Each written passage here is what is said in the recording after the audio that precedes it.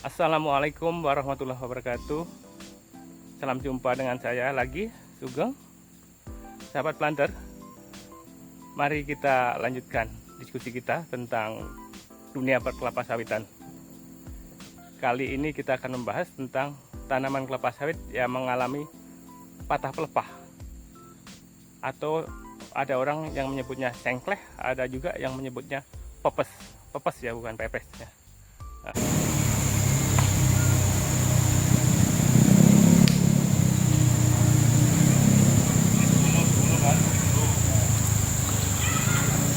sahabat planter di seluruh Nusantara, kita lihat tanaman ini sekilas terlihat sehat-sehat semua ya.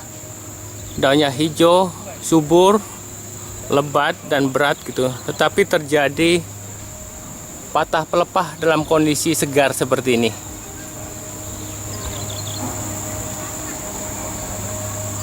Apa penyebabnya? Dan apa dampaknya serta bagaimana mengatasinya. Silakan ikuti video berikut ini secara lengkap. Selamat mengikuti. Uraikan hal-hal yang terkait dengan kejadian pelepah patah secara massal ini. Berdasarkan pengamatan yang saya lakukan, sekurang-kurangnya ada 3 jenis atau 3 kriteria penyebab pelepah patah secara massal ini. Kita lihat satu persatu. Yang pertama, pelepah patah yang disebabkan oleh infeksi fungi Ganoderma. Nah, ini sudah umum, Anda juga sudah tahu mungkin. Biasanya ditandai dengan adanya pelepah daun tombak atau pelepah janur ini tidak membuka dalam jumlah yang banyak, dan pelepah yang patah juga tidak lama langsung mengering. Gejala berikutnya adalah batang membusuk dan patah tumbang, atau jika kita amati lebih lanjut, jika akar kita gali dan kita potong melintang seperti ini, terdapat cincin gejala infeksi antara warna terang dengan warna gelap seperti ini. Yang selanjutnya juga dapat dilihat di batang sawit adanya badan buah jamur. Nah, jika seperti ini, apa yang harus dilakukan? Pengendalian dapat dilakukan jika tersedia alat berat. Dapat dibongkar tanaman, kemudian digali lubang di pangkal batangnya 2x2, kemudian perakarannya dikumpulkan, lalu diberikan biofungisida yang mengandung trichoderma. Tips yang saya berikan ini tidak terlalu detail. Secara detail banyak konten-konten YouTube yang sudah menyampaikan hal tersebut. Dapat dilihat juga pada kontennya Pak Marlon Sitanggang, Jejak Sepatu Planter Channel, dan Dokter Sawit dari Pak Agus Susanto dari PPKS. Gambarnya seperti ini. Kita gali, kemudian perakarannya semuanya kita kumpulkan satu tempat ya. Nanti kita taburi biofungisida yang mengandung trichoderma. Jika tidak tersedia alat berat, bisa dilakukan seperti ini. Sekeliling tanaman yang terserang digali. Ini galinya kurang dalam ya. Pastikan semua akarnya yang bergerak ke samping itu terputus semuanya, dan ditaburi biofungisida yang mengandung trichoderma sebanyak 0,3 kilo, atau yang terserang ini setengah kilo lebih baik.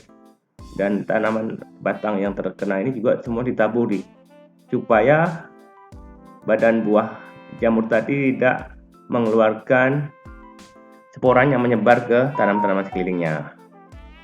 Sementara itu, tanaman yang sehat di sekelilingnya juga harus dicegah dengan ditaburi biofungisida trichoderma sebanyak 300 gram per pokok, ditabur di piringan.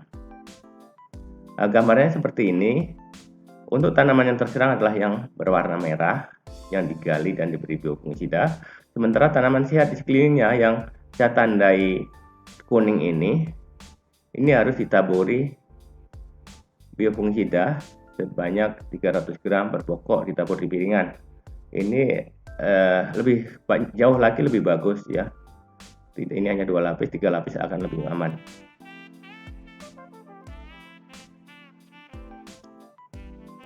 Yang berikutnya, pelepah patah bisa terjadi jika terjadi defisit air atau cekaman air pada musim kemarau panjang ya. Nah, seperti ini tahun 2015 dan 2019 terjadi hal seperti ini. Semua gulma tanah mengering selama musim kemarau, gulma-gulma mati, dan tanaman sawitnya yang tadinya sehat-sehat saja tiba-tiba pelepahnya patah dan melemas secara massal. Jika kita lihat curah hujan di 2015 itu ada 6 bulan ya, kondisinya sangat kritis, sangat parah, yang saya tandai merah. Kemudian selain itu juga terdapat 7 bulan itu hari hujannya di bawah 10. Ini sebaran curah hujan tidak baik dan membuat tanaman tidak sehat, mengganggu pertumbuhan tanaman. Demikian juga di 2019 secara terukur di ombrometer ada 3 bulan curah hujannya sangat rendah, tetapi secara sebaran kita lihat dari Mei ini sudah tidak bagus sebaran curah hujannya, ada 6 bulan juga. Ini membuat tanaman sawit juga demam-demam meriang.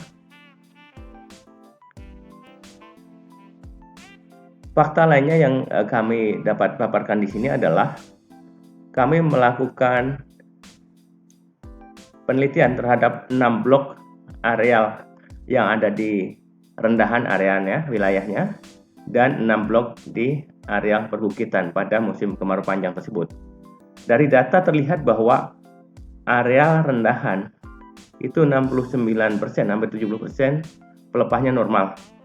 Sementara yang mengalami patah atau sengkleh itu sekitar 31% aja. Sebaliknya pada areal perbukitan itu 93% pelepahnya patah secara massal dan hanya 7,8% yang normal pelepahnya. Nah, ini fakta yang kami ungkap.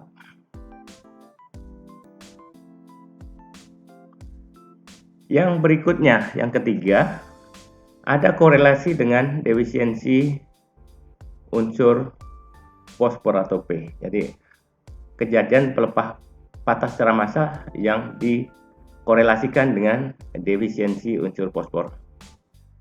Ini juga belum banyak yang tahu, tapi tahun 2014 kami mengalami hal yang tiba-tiba muncul pada musim hujan, tidak ada ganoderma, tiba-tiba ratusan hektar ya, hampir ribuan hektar mengalami pelepah patah secara massal. Jadi setelah kami ambil sampel daun dan dianalisis, ternyata sebagian bloknya mengalami defisiensi unsur fosfor. Dari kejadian tersebut, kami ambil sampel 3 blok yang mengalami defisiensi unsur fosfor dan 3 blok yang unsur P-nya optimum. Sehingga kami dapat data dari lapangan bahwa blok-blok yang P-nya optimum itu kondisi pelepah normalnya cukup tinggi. Dari blok pertama 57%, 67%, dan 73%. Sementara pelepah yang patah lebih rendah. Sebaliknya pada blok-blok yang mengalami defisiensi fosfor itu sangat parah.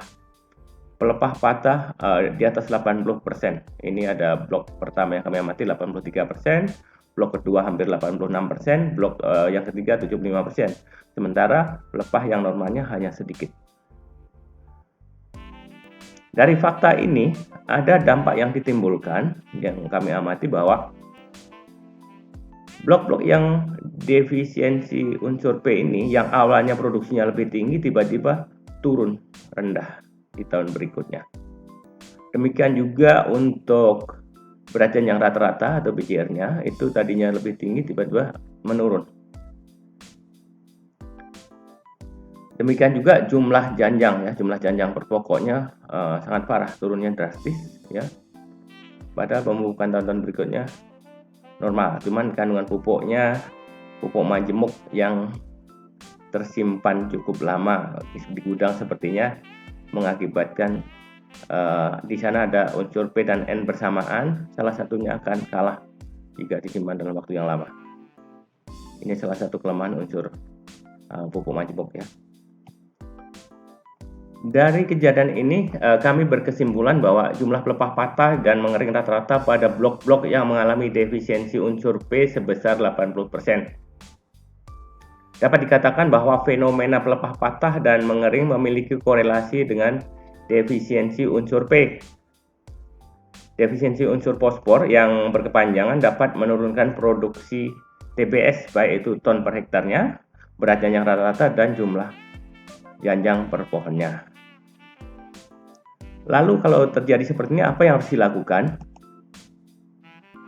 Ya, untuk menolong tanaman yang sudah mengalami defisiensi, segera berikan pupuk yang mengandung unsur P.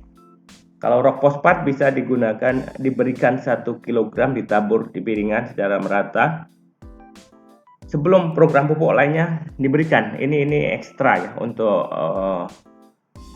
karena kondisi darurat ya. Kalau yang diberikan TSP atau SP36 cukup setengah kilo saja. Setelah itu 1 bulan kemudian ini baru masuk program pemupukan normal lainnya. Untuk berikutnya setelah seperti itu harus dijaga keseimbangan antar unsur hara agar memberikan